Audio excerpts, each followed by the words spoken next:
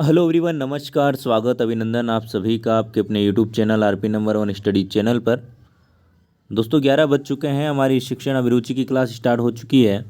जल्दी से मेरे साथ में जुड़ जाएं ताकि क्लास को स्टार्ट कर सकें। बहुत ही शानदार प्रश्नोत्तरी आपके सामने होने वाली है। पीटीटी और बीएसटीसी दोनों के लिए उपयोगी होगी क्लास। तो जल्दी से एक बार से क्लास को शेयर कर दें। बिल्कुल, चलिए, रोज़ 11 बजे आपकी एक क्लास होती है तो इस पर ध्यान दें, और 10 बजे आपकी रीजनिंग की क्लास होती है, वो भी आप मिस ना करें और अच्छे से रेगुलर रूप से आप क्लासें लेते रहें। तो चलिए जल्दी से क्लास को स्टार्ट करते हैं मेरे प्यारे दोस्तों। जल्दी से एक बार से जुड़ जाइए और अपने मित्रों के साथ में क्लास को शेयर कर दें। चलिए, तो क्लास को स्टार्ट करते हैं। पहला प्रश्न आपके सामने आ चुका है, जल्दी से जवाब दीजिएगा। पहला प्रश्न आपके सामने, जवाब दीजिएगा मेरे प्यारे दोस्तों। बच्चों का प्रथम अध्यापक कौन होता है? बच्चों का प्रथम अध्यापक कौन होता है, बताइएगा दोस्तों। उनका अपना चेतन मन, उनका पर्यावरण, उनके माँ बाप या फिर अध्यापक? करेक्ट आंसर बताइएगा। बच्चों का प्रथम अध्यापक कौन होता है? तो आप बचपन से पढ़ते आ रहे हो मेरे प्यारे दोस्तों, प्रथम अध्यापक कौन होता है बच्चों का? उनके माँ बाप होते हैं, उनके माता पिता होते हैं। चलिए अगले प्रश्न की ओर चलते हैं। अगला प्रश्न आपके सामने आ चुका है, जल्दी से जवाब दीजिएगा। चलिए, शिक्षण का कार्य हर व्यक्ति कर सकता है, हर व्यक्ति के वंश का नहीं, वश का नहीं, पढ़ा लिखा व्यक्ति कर सकता है, या फिर बहुत से शिक्षक कभी नहीं बन पाते? बताइएगा दोस्तों, कौन कर सकता है?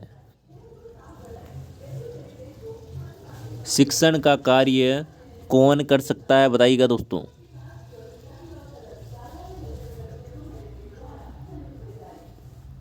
बहुत ही शानदार। देखिए, बिल्कुल देखिए, जो शिक्षण का काम है वो हर किसी के वश का नहीं होता है, भले वो होशियार हो। ठीक है ना? यदि 98% वाला, जो 12th में 98% वाला है, उसको भी शिक्षण आए ये ज़रूरी नहीं है, वो भी पढ़ा सके ये ज़रूरी नहीं है, क्योंकि ये स्किल्स होती है। पढ़ाने का भी एक क्या होता है, तरीका होता है। वो सारी की सारी चीज़ें अलग अलग व्यक्तियों में अलग अलग होती हैं। तो ऑप्शन नंबर आपका यहाँ पर करेक्ट आंसर हो जाएगा। कौन सा? बी। चलिए अगला प्रश्न आपके सामने, अगला प्रश्न आपके सामने आ चुका है, जवाब दीजिएगा। सीखने का मुख्य तत्व है? सीखने की इच्छा, अनुकूल परिवेश, प्रेरणा, या फिर ये सभी? करेक्ट आंसर बताइएगा। देखिए, सीखने का मुख्य तत्व कौन सा है? ऑप्शन नंबर डी जिन्होंने दिया है, बिल्कुल करेक्ट आंसर आपका यहाँ पर हो जाएगा। ऑप्शन नंबर डी बिल्कुल सही जवाब आपका यहाँ पर हो जाने वाला है। चलिए अगला प्रश्न आपके सामने आ चुका है। देखिए, फटाफट से हम सारे के सारे क्वेश्चन के करेंगे, और आज मैं 25 क्वेश्चन आपके लिए लेकर आया हूँ। रोज़ 20 ही लेकर आता हूँ ना, तो ऐसे ऐसे क्वेश्चनों की संख्या बढ़ती जाएगी। तो निरंतर आप रूप, है ना, बिल्कुल निरंतर आप क्लास को ना अच्छे से देखते रहिए और रेगुलर रूप बने रहिए, ताकि आपको कोई भी दिक्कत ना आए और आपका सिलेक्शन श्योर हो सके। अच्छे शिक्षण को, अच्छे शिक्षक को किसका ज्ञान होना चाहिए? शिक्षा मनोविज्ञान, बाल मनोविज्ञान, व्यवहारिक मनोविज्ञान, या फिर ये सभी? करेक्ट आंसर बताइएगा। देखिए, जो एक शिक्षक होता है उसको किसका ज्ञान होना चाहिए, बताइएगा दोस्तों। बताइए जल्दी से। बहुत ही शानदार मेरे प्यारे दोस्तों। चलिए, ऑप्शन नंबर जिन्होंने यहाँ पर ये सभी बताया, ऑप्शन नंबर डी। देखिए, एक शिक्षक को इन सभी का ज्ञान होना चाहिए, आपको ध्यान रखना है। चलिए आगे चलते हैं अगले प्रश्न की ओर। अगला प्रश्न आपके सामने, डेवी के अनुसार शिक्षा एक क्या है मेरे प्यारे दोस्तों, बताइएगा। सामाजिक आवश्यकता है, व्यक्तिक आवश्यकता है, मनोवैज्ञानिक आवश्यकता है, या फिर सैद्धांतिक आवश्यकता है? बताइए जल्दी से। करेक्ट आंसर आपका यहाँ पर क्या हो जाएगा?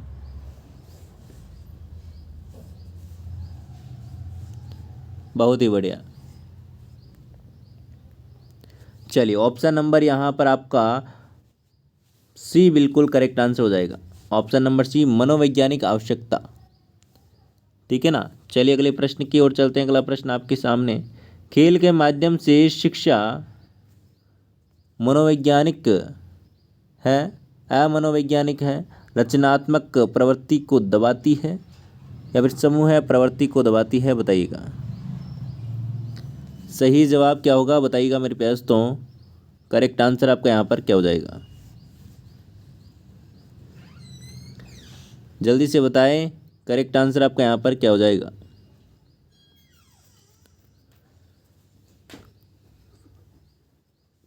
बिल्कुल ऑप्शन नंबर यहाँ पर ए बिल्कुल करेक्ट आंसर हो जाएगा, मनोवैज्ञानिक है।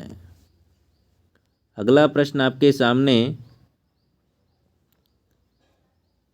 शिक्षा की खेल विधि का अर्थ है खेल क्रियाओं द्वारा शिक्षा, खेल क्रियाओं द्वारा मनोरंजन, खेल की शिक्षा या फिर क्रियाशीलता पर जोर, बताइए दोस्तों।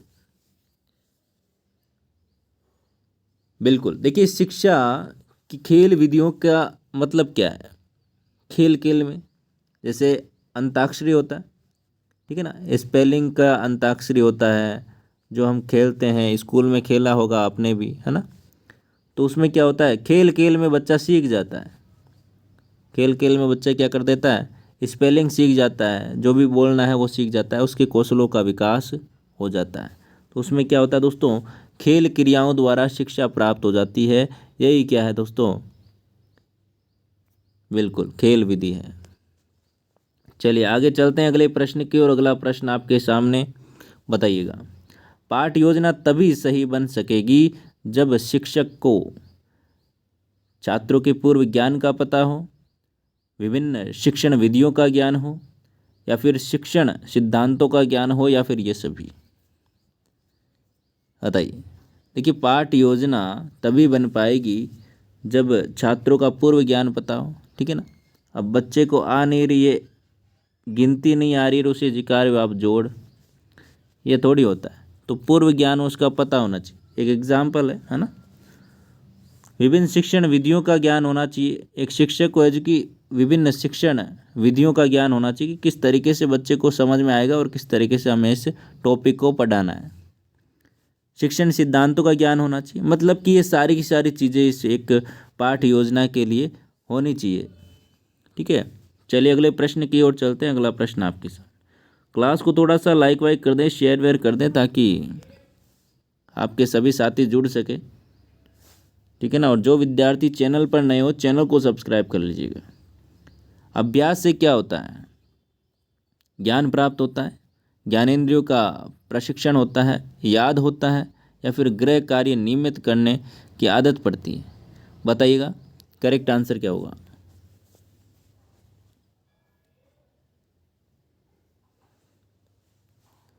बहुत ही बढ़िया, बहुत ही शानदार। यहाँ पर एक ऑप्शन नंबर जिन्होंने बी बताया, बिल्कुल सही जवाब हो जाएगा।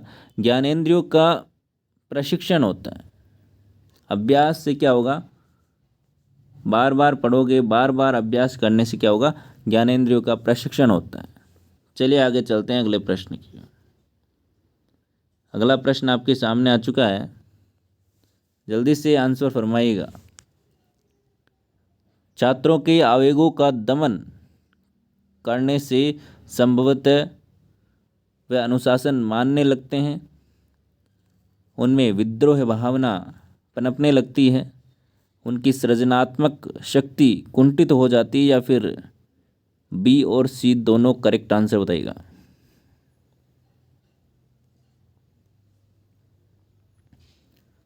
चलिए ऑप्शन नंबर जी डी जिन्होंने बताया है, बी और सी, ठीक है ना।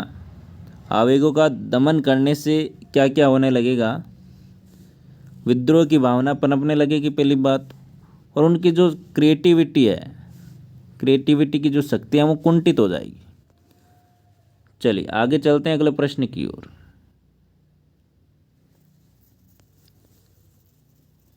अगला प्रश्न आपके सामने आ चुका है, जल्दी से बताइएगा। शिक्षा में प्रयोजनवाद की विचारधारा का प्रवर्तक कौन था? कोई समझने वाली चीज़ है नहीं, रटने वाली चीज़ है। ऑप्शन नंबर सी बिल्कुल करेक्ट आंसर हो जाएगा, विलियम जेम्स। याद रखिएगा, पूछा जा सकता है, हालांकि पूछा नहीं जाएगा ये। चलो अगला प्रश्न आपके सामने आ चुका है। शिक्षण की डाल्टन विधि आरंभ करने का श्रेय किसे जाता है, बताइएगा। तो यहाँ पर डाल्टन विधि है तो आप सीधा सीधा करके आओगे डाल्टन, लेकिन आपका हो जाएगा गलत। ऑप्शन नंबर बी आपका यहाँ पर सही हो जाएगा, ठीक है ना, पार्क हर्स्टर। चलिए अगला प्रश्न आपके सामने, जवाब दीजिएगा। शिक्षा मनोविज्ञान का जनक किसे कहा जाता है, बताइए। सीधा सीधा आपको याद रखना है हर्बर्ट। ऑप्शन नंबर ए, किसे? हर्बर्ट को याद रखना है। कौन से बर्ट को? हर्बर्ट को। आगे चलते हैं, अगला प्रश्न आपके सामने आ चुका है, जल्दी से आंसर दे दो। बच्चों के लिए सबसे उत्तम शिक्षक वह है जो स्वयं बालक जैसा हो। यह कथन किसका है? यह कथन किसका है, बताइएगा। मैकेन। ऑप्शन नंबर ए बिल्कुल सही जवाब हो जाएगा, मैकेन का ये कथन है। अगला प्रश्न आपके सामने, जवाब दीजिएगा। बहुत ही बढ़िया प्रश्न है, चलेगा। कक्षा में संप्रेषण की सबसे शक्तिशाली बाधा है। संप्रेषण की जो सबसे शक्तिशाली बाधा है वो कौन सी है? बाहरी हस्तक्षेप, शिक्षण सामग्रियों का अभाव, शिक्षक के स्तर पर भ्रांति, कक्षा में शोरगुल। बताइएगा करेक्ट आंसर क्या होगा। ऑप्शन नंबर सी बिल्कुल सही जवाब यहाँ पर आपका हो जाएगा, शिक्षक के स्तर पर भ्रांति। चलिए अगला प्रश्न आपके सामने, प्रभावकारी शिक्षण फलन है स्पष्ट एवं यथातथ्य संप्रेषण का, उचित कक्षानुशासन का, नियमित अध्ययन का, या फिर कक्षा में अविलंब नियमित रूप से आना। प्रभावकारी शिक्षण फलन है। देखिए प्रभावकारी शिक्षण कब हो पाएगा? एक स्पष्ट एवं यथातथ्य संप्रेषण होगा, ठीक है ना। एक अच्छा संप्रेषण होगा तभी क्या हो पाएगा, शिक्षण प्रभावकारी हो पाएगा। समझ रहे हो? जब अच्छे से एक टीचर है जो कि बच्चों के साथ में बातचीत करेगा और अच्छे से वो बच्चा शिक्षक की एक सुनेगा, टीचर की सुनेगा, तभी उसे समझ में आ पाएगा और तभी उसे क्या है, बिल्कुल अच्छे से टॉपिक को क्या है, एकदम अच्छे से कंसेप्ट क्लियर हो पाएंगे। तो ऑप्शन नंबर ए जिन्होंने बताया बिल्कुल सही जवाब आपका यहाँ पर हो जाएगा। आगे चलते हैं अगले प्रश्न की ओर। छोटे बच्चों के लिए शिक्षा का माध्यम होना चाहिए मातृभाषा, अंग्रेजी भाषा, क्षेत्रीय भाषा या फिर राष्ट्रभाषा।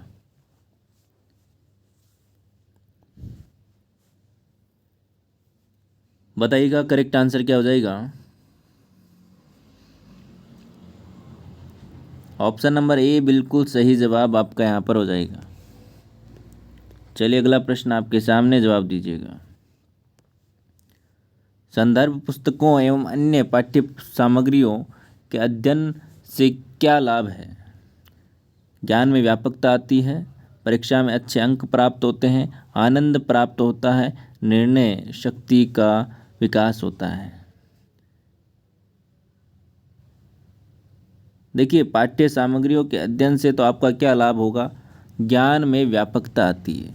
जितना आप पढ़ोगे उतना ही क्या होगी, ज्ञान आपका बढ़ेगा और एक अलग ही माहौल बना रहेगा, ठीक है ना। चलिए आगे चलते हैं अगले प्रश्न की ओर। अगला प्रश्न आपके सामने आ चुका है, 79 नंबर क्वेश्चन आपके सामने। चलिए, गणित शिक्षण के लिए निम्न में से कौन सी संप्रेषण रणनीति सर्वाधिक उपयुक्त है? बताइएगा जल्दी से।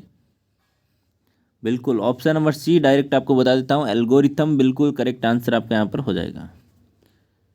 चलिए, अगला प्रश्न आपके सामने, क्वेश्चन नंबर 80। यहाँ पर फंसनी नहीं चाहिए गाड़ी।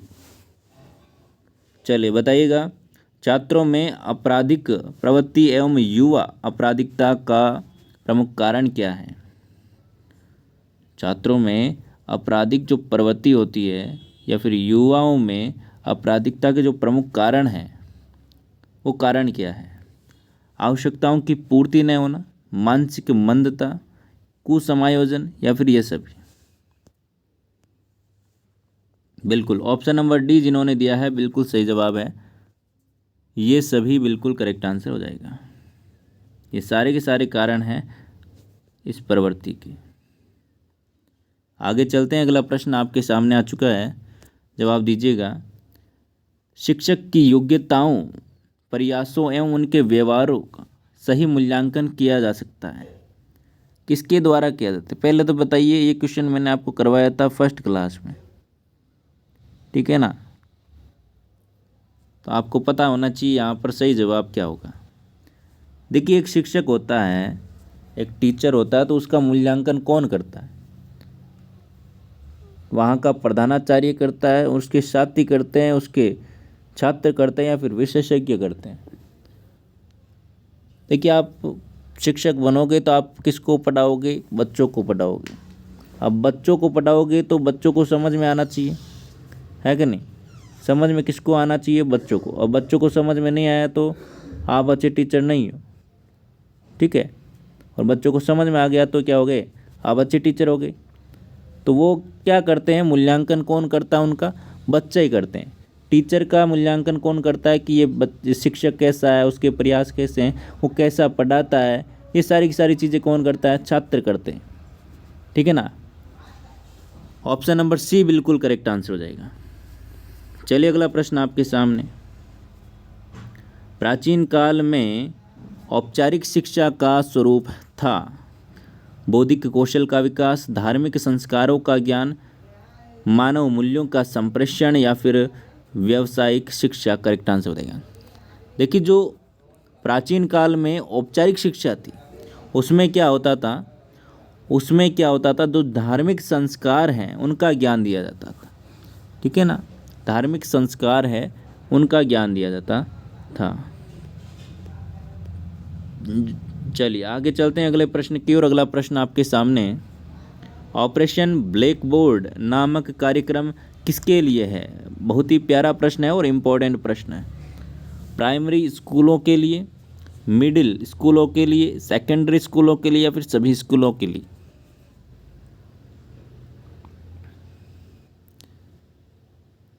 ऑप्शन नंबर ए बिल्कुल करेक्ट आंसर हो जाएगा, प्राइमरी स्कूलों के लिए। किसके लिए दोस्तों? प्राइमरी स्कूलों के लिए ऑपरेशन ब्लैक बोर्ड नामक जो कार्यक्रम है वो चलाया गया। अगला प्रश्न आपके सामने, जवाब दीजिएगा। स्कूल अनुशासन में निम्न में से किसे प्राथमिकता दी जाती है? नापसंदीदा व्यवहारों पर अंकुश, छात्रों का योजनाबद्ध विकास, प्रधानाचार्य के आदेशों का अनुपालन या फिर सामाजिक नियमों का सहर्ष परिपालन?